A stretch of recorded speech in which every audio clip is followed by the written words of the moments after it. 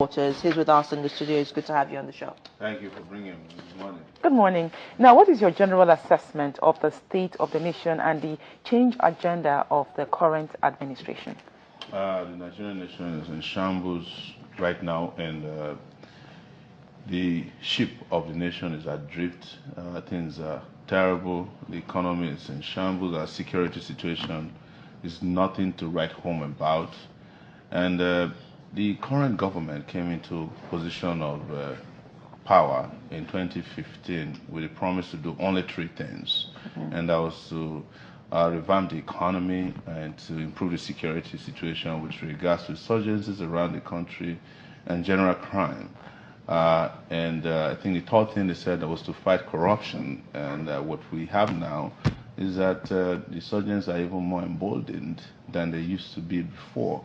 You also seen that a new frontier of insurgency has been opened by herdsmen who are all over the country rampaging and killing farmers, subsistence farmers. And the anti-corruption war is so one-sided that the only way you can regard it as corrupt is if you are not a member of the ruling party. If you are a member of the ruling party, you are suddenly seen as a clean person. And if you are not, you are hunted all over the place. I have fought corruption over the years on my own as a reporter and publisher of Sahara Reporters, and I can tell you when someone is not fighting corruption, because that's what I do for a living, and I've done that over 12 years, and most people know me for doing that. And I can tell you that the anti-corruption war of this regime is a sham. And to the extent that the only reason why earlier in the game it sounded like the government wasn't as corrupt as the past one was because there was not enough to steal. They had already raided and completely emptied the treasuries. The moment they were able to bring in enough for themselves, they began doing the same exact thing the regime that left doing, including assigning to themselves a $1 billion allocation to fight against insurgency. At the time they claimed the insurgency had been defeated. So, and the economy, as you know, is the worst of all times. Nigeria is about to take the place of India next year as the world's poorest place to live on earth. This is official. This is well known internationally. It was by an international organization that tracks those kind of serious levels of poverty. So what do we have to say to you other than to say, well, it's time to take our country back from these old guys? They've run out of ideas. They've admitted that they have nothing more to offer, nothing new to give us. And it's up to the Nigerian people to stand up once and for all, peacefully, and take their country back through peaceful democratic elections that are coming up next year. So that's where we are. You would also look at the indices given by this administration on the economy based on agriculture and, revitalizing the areas in agriculture in Nigeria today. Would you say that that is not also some way? The only indices they gave that I saw and knew about was that the Minister of Agriculture claimed that rice mills in, I think, Singapore, Malaysia were closing down, or was it Thailand? And it turns out that the indices we have, which is accurate, is that there's actually more importation of rice into Nigeria, but this time through Benin Republic. So it's a lie. First, the ambassador of Thailand has dismissed that as a fat lie. And secondly, if you have rice mills closing down in other places, it means that you have rice mills popping up in your country. The only place they point to when they're talking about agriculture or rice is Kebbi State. Nigeria has got 36 states to grow rice. We're only growing 7% of our arable land. So it's a lie. And then to compound all that, our president traveled to the United States of America and signed a deal with the U.S. government to have more access to our market from their agricultural products. So it shows that we are not ready over here. So propaganda can't feed people, by the way, and propaganda cannot become indices. And they don't have credibility. There's no credibility. There are no credible figures. You know that it was this country that we first and had an economic wonder where they claimed that they rebased the Nigerian economy, and the economy was doing better than South Africa. The question you ask them is, you have no electricity, how can your country be better than South Africa? South Africa has got about 62,000 megawatts of electricity. Nigeria has got 3,000, struggling every day and power system are shutting down each time they crank it up. So it's all lies, and we cannot continue to feed on lies. Lies can't take this country to the next level, and it is time to stop all the lies. Let the old people go back. The old guys, it's time for them to retire so that we can have a fresh lease of life in this country. We deserve it. Do we dismiss the indices given by the administration and the scorecard they have given themselves as, you know, they said they have a pass mark, especially in agriculture? Because when you listen to a business mogul like, you know, Dangote, you know, who said on national television, appraised the Buhari administration on its, you know, revolutionary effort as far as agriculture is concerned, and said the rural poor are now happy with the administration because of the level they have been galvanized to invest in agriculture. What does that say? This is someone who interacts with the grassroots. If you follow Alhaji Aliko Dangote very well, you will know that he's somebody we call Ajib, any government in power. He's a businessman. If he doesn't say nice things about the prevailing government, he's in trouble. His business will be in trouble. What I'm telling you is that I have been traveling around Nigeria in the last 3 months since I declared to challenge the old guys and send them back and send them packing and back into permanent retirement. And I've not seen anywhere where there's any agrarian revolution going on in the country. What I see is hunger on the faces of our people. What I see is, you know, desperation to climb out of this hole into which we were dug in the last 3 years.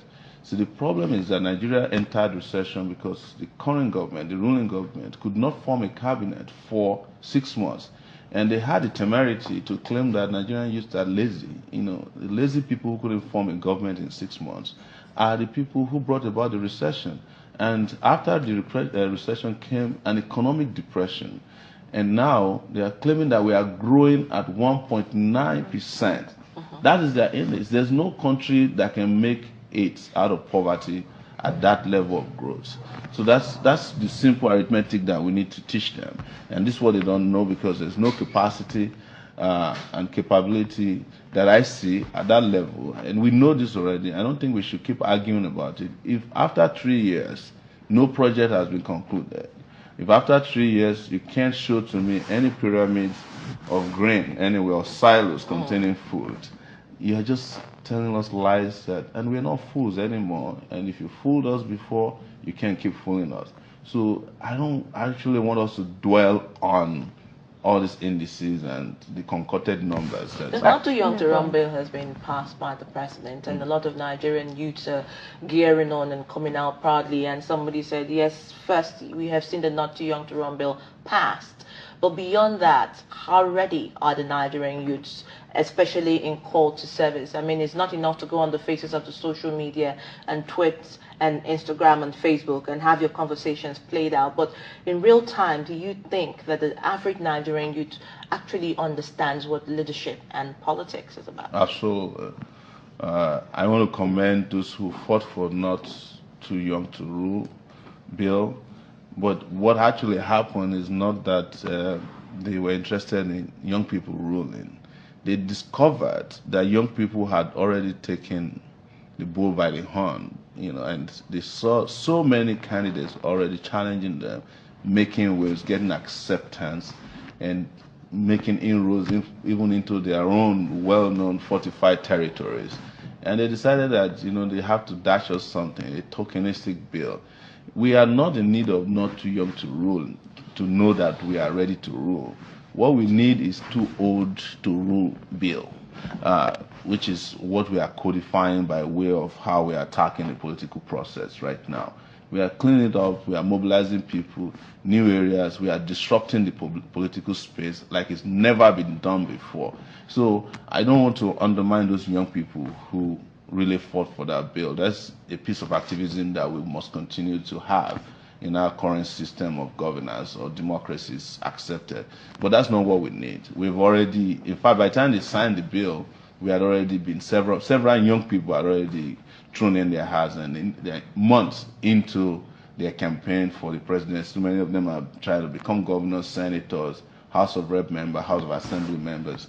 And with the level of galvanization, you know, and sensitization that's going on, including the education that's going on, even at the level of the grassroots, online and offline, the young people are showing the old guards that not only are we ready we have come with new political tools to mobilize the society into a different, in another direction. And we have become a movement now. Everywhere you go, everybody's talking about it. The first thing people tell you is that we don't want to have anything to do with this old gas.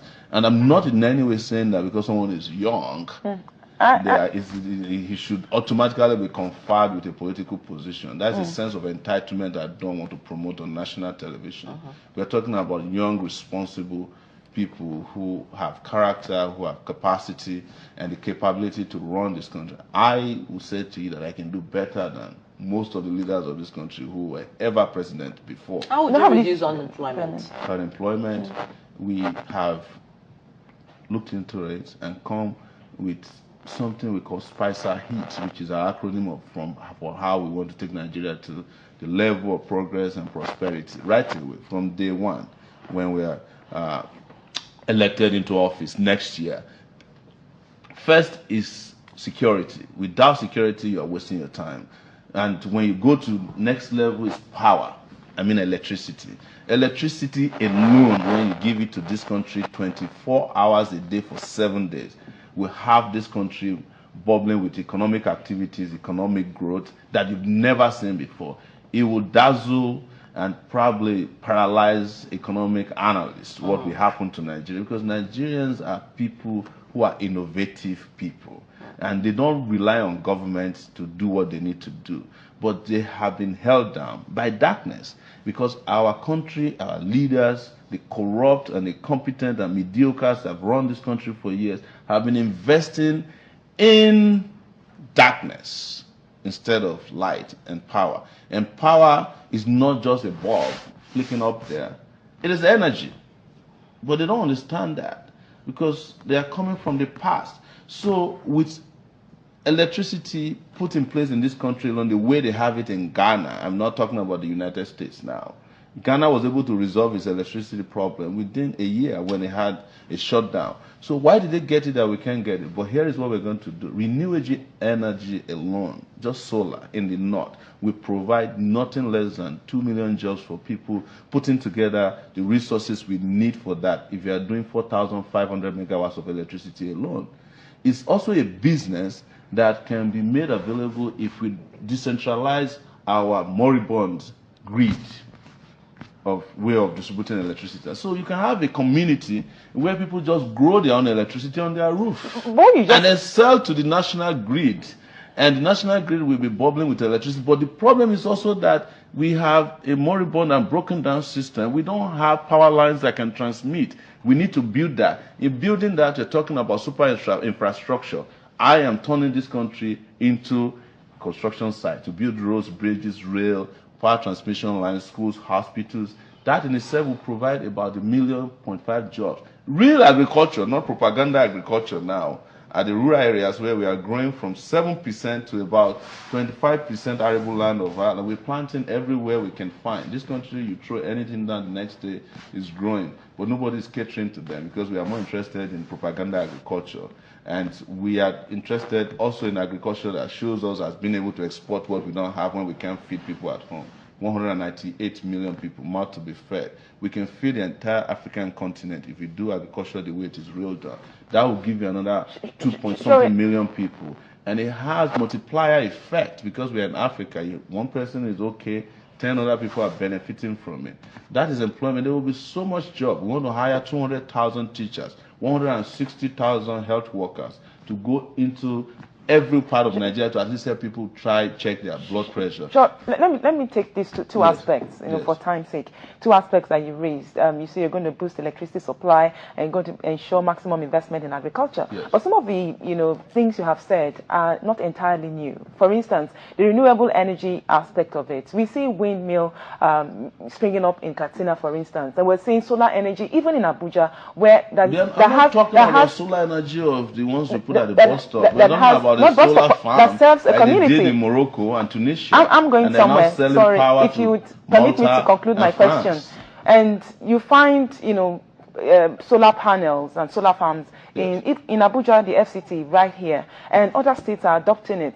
So what essentially are you going to do differently to create jobs? In the area of agriculture, we're seeing the federal government invest more in expanding irrigation facilities. We're seeing sort of collaborations among states, you know, in terms of exchanges. What exactly are you going to do differently? Because there is no clear difference between what is obtainable right now and what you have said. That's not correct. What you're saying you're going to do. That's not correct. What is correct is that I am putting numbers to them. I'm telling you locations where these things will happen. Somebody who went and put windmills in Kaduna is not thinking properly. Katsina State. Yes.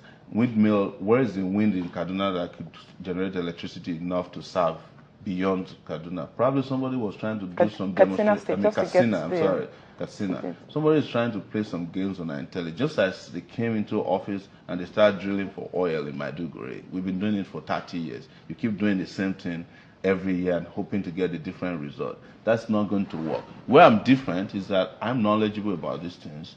I have wider understanding of how these things work. I'm exposed. I have the numbers. I've done our statistics, and we've done how much we can make from this and who is going to invest in them. I've met with people who can actually make it happen. Not only can we do just 4,500 on every university campus, you can actually also grow about 5 kilowatts of electricity.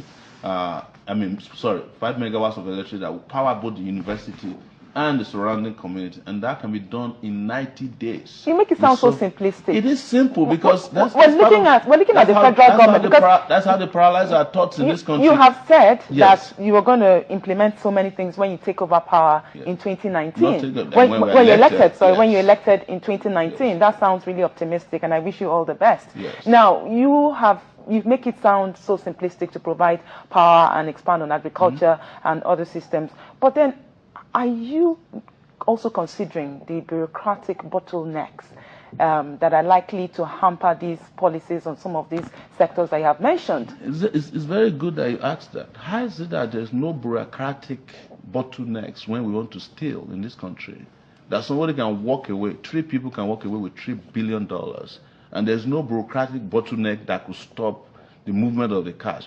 Or the former first lady in this country can open over 18 accounts and have $5 million average in each one of them. And there's no bureaucratic bottleneck, or that we can have people steal money meant for fighting insurgency, $2.7 billion. And there's no bureaucratic bottleneck that could stop that. But when it is time to construct roads, there's bureaucratic bottlenecks. We budget for these things every year, right? We pay for it because youth solidly behind you. Absolutely, and it's not just youth. It's the young people of the country have been politically disadvantaged for too long, and they have been the water carriers for the political elites and operatives in this country. They are the ones who help them carry out ballot slashing, in some cases extreme acts of violence, like even kidnapping, as you have seen in the footage that I showed earlier. In some cases, assassination. And they help them rig, they help them done a lot of things to their own disadvantage. And we have been able to reach out to them, and there's a consensus that to move in a different direction, the young people must withdraw their services from the old guards and the rotten political operatives of this country. And I think the message is sinking to the young people across the country. So we have students surging out wherever we go, regardless of their ethnic backgrounds, regardless of their religion, regardless of their creed. They've all been following our messages and spreading it and telling to their parents. And we've now been seeing a lot of older responsible people following and supporting us. For example, we don't have godfathers. We are openly and transparently raising funds online. And so far we've raised over $50,000 in 3 months. From Nigerians across. Some are giving $1, $5, and we open a Nigerian account, and people are making donations of 1,000 naira each, because that's how we want it. If we can get 1 million Nigerians to give us 1,000 each, we will defeat these people. We don't need. What do you need that much money to do? I mean, if you have the solid support of youth across board. Well, we need to make materials. We need to move around. So sometimes we're moving with 1,000 young people. They need buses because these are unemployed youths who, or some of them are very well employed, by the way, but they are giving their time. This is what they call political capital. It's coming to us in a way we cannot even tell how much it is yet. But there's a lot of commitment, and that costs money. You know, to drive down here today from where I'm staying is 3,000 naira. Somebody has to pay for that, pay for food. And when you travel with people, you have to pay airfares and all that. That's why. Are you, sorry, Sally, are you, I mean, when you look at the politicking in Nigeria, Yes. presidential elections are part of the biggest elections, Yeah. in fact, in the whole of Africa, Yes. in the Nigerian context. Yes. And you're looking at, you know, elites who have monetary systems for decades that have been woven into networks and political party platforms. And these are the people who are going to be running elections in 2019. Yes. Now, you say that, you know, crowd or group funding has become very evident because Yes. it's also adding some level of encouragement. Yes. But beyond that, you can't run away from the politics of money in Nigeria. How do you hope to change that dynamic? Well, politics of money has been around with us. But politics of money has also been disgraced before in recent past. And I think the party that had the most money in 2015 didn't win the election. And that's to show to you that it's not all the time that money can buy everything. Money can't buy people's conscience. Money can't buy people who have jobs. Rice being distributed cannot appeal to people who themselves can afford to buy bags of rice. People who have clothes cannot be enticed with, you know, prints that are handed out in the name of Ankara. People who can afford to travel to one place to the other do not need you to give them a bus to bus them to go and vote for you. But people are hungry. Yeah, people are hungry. But at the same time, I'm telling you that people were hungry in 2015. Our